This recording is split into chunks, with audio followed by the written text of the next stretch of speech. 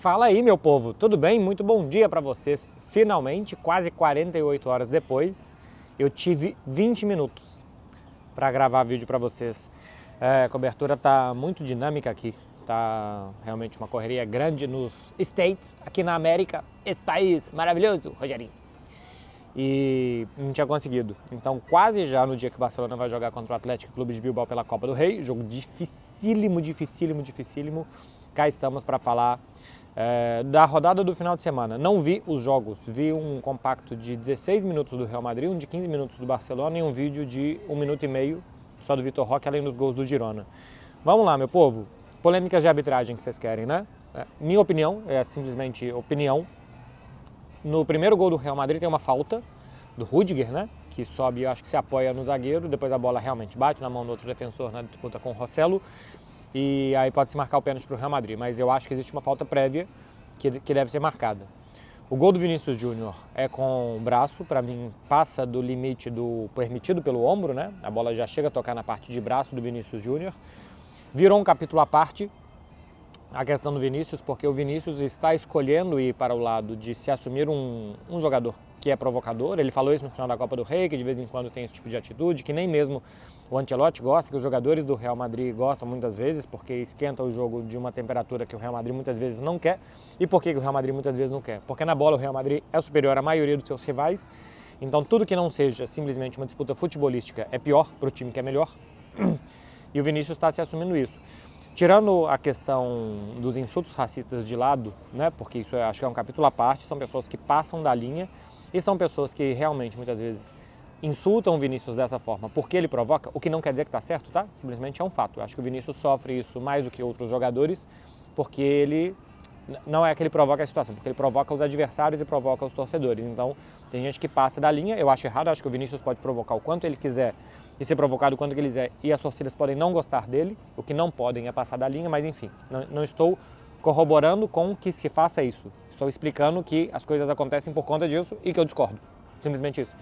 Mas deixando isso de lado, o Vinícius está pegando uma fama de jogador anti-fair play, que tem artimanhas e que é esse provocador, e que eu acho que é ruim para ele, porque ele é bom o suficiente para não precisar dessas coisas. Quando ele coloca um tweet falando que fazia muitos gols assim, Copacabana e tal, isso acendeu a Espanha. O Vinícius pode, inclusive, se o Almeria denunciar o Vinícius, ele pode ser julgado e pegar 4 jogos de suspensão, né, pela atitude antidesportiva e desrespeitosa desse tweet dele.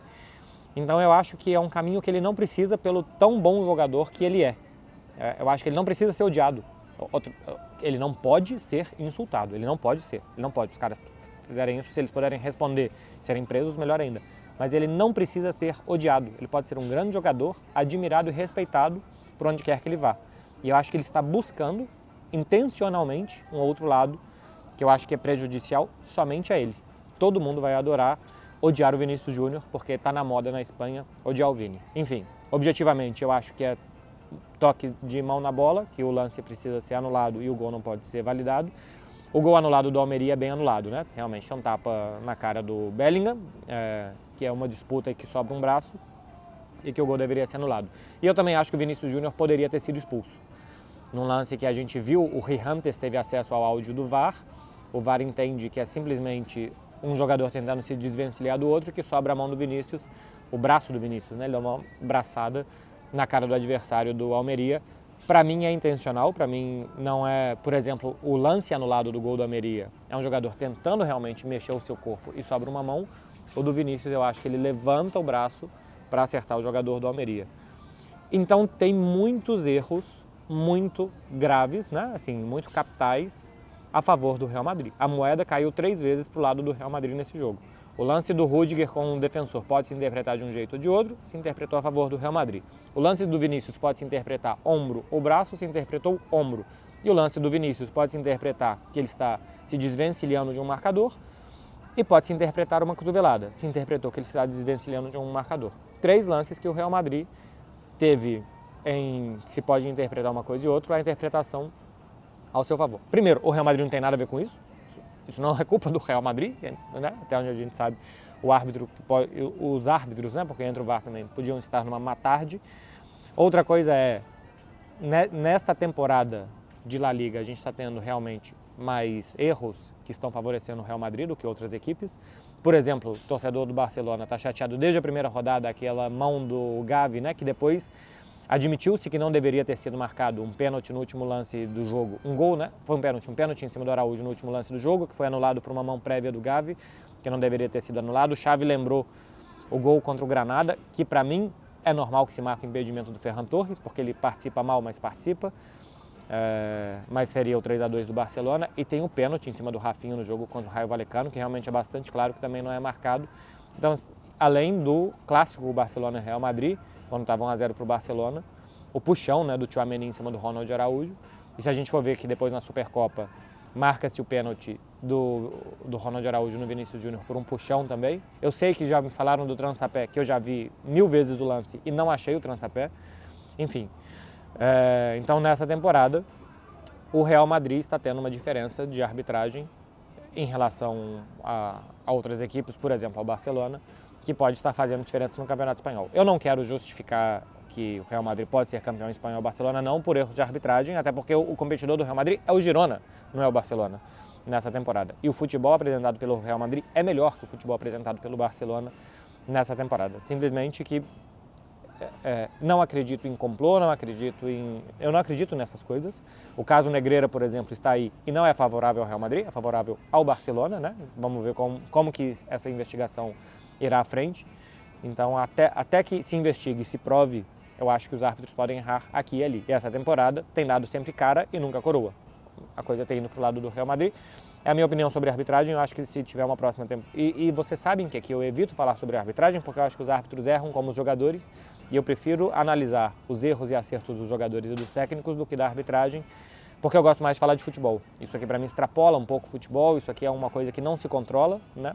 Os técnicos podem controlar um pouco mais o jogo e os jogadores também do que as decisões do árbitro. Então, normalmente eu não gosto, mas como virou a polêmica da semana na Espanha, é a minha opinião sobre os lances e sobre como vai essa temporada de arbitragens na Espanha.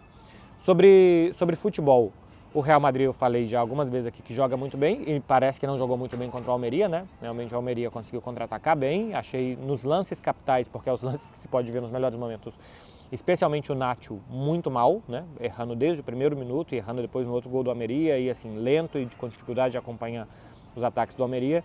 E o Real Madrid conseguindo reagir na base de cruzamentos para a área e vamos ver o que acontece. Os 3 gols foram a base de cruzamento na área e vamos ver o que acontece. Pouco jogo do Real Madrid para entrar na defesa do Almeria. Não posso falar muito mais do que isso porque não vi muito mais do que isso. Do Barcelona e Betis, o que me pareceu que o Lamine Yamal foi muito bem, que jogou realmente bem, mais solto. Este tipo de jogo mais lá e cá, e o Betis é um time mais ofensivo, e quando sai dá mais esses espaços, o Betis não se defende tão bem estático, né? Quando o Betis está posicionado não se defende tão bem, são bons para o Barcelona. O Barça tem mais dificuldade de atacar quando as defesas adversárias estão fechadinhas, quando se tira o espaço do Barça, porque neste jogo de ida e volta, o Barcelona tem jogadores que correm bem, tem, por exemplo, o De Jong que corre bem, tem o Baldé que corre bem, tem o Lamine Yamal que corre bem, o Ferran Torres que ataca bem os espaços, ele não é um driblador, mas ele consegue perceber os espaços e entrar ali para atacar. É muito melhor do que quando o Barcelona precisa tocar, achar espaço, bagunçar a defesa adversária, ter 1 contra 1, que isso o Barcelona tem muito menos do que esse tipo de jogo que o Betis proporcionou no primeiro turno, de que o Barcelona foi muito bem no ataque e na defesa, e no segundo turno, que o Barcelona foi muito bem no ataque e não foi bem na defesa, tanto que o Isco fez 2 gols. O Barcelona tem sofrido 2 gols nos jogos com muita facilidade, né? Os adversários fazem 1 ou 2 gols no Barcelona nessa temporada com extrema facilidade, seja qual for a formação defensiva que o Barcelona apresentar nos jogos. Acho que foi bem o Lamine Yamal e com o Pedri perto dele, ou o Pedri aproveitando os espaços do Lamine Yamal para ser um meio-campista que entra também mais na área, falta isso ao Barcelona, meio-campistas que entrem na área para jogar também, ou o Pedri armando as jogadas para o Lamine. Muito bem o Ferran, já tem 11 gols contra 12 do Lewandowski e o Ferran não bateu um pênalti. O Lewandowski não vem bem na temporada inteira e os números são discretos, e o Ferran Torres sim vem aproveitando, vem jogando bem essa temporada. Acho que vem jogando bem para Ferran Torres, acho que ele tem mais momentos do que grandes jogos e grandes participações e que seja um tormento constante para as defesas adversárias, mas em ações pontuais consegue bons números, né? Já com 11 gols e, se eu não estou enganado, 5 assistências no que a gente vai de temporada até aqui. Sobre o Vitor Roque, jogou 30 minutos, entrou aos 18 do segundo tempo, então jogou 27 de tempo regulamentar mais os acréscimos. Teve uma muito boa chance, né, num passe que ele entra em diagonal para finalizar. Dificuldade de dominar a bola de costas e dar seguimento ao jogo, de baixar a bola, né, quando vem uma bola no corpo, no peito dele, para ele baixar e dar seguimento ao jogo.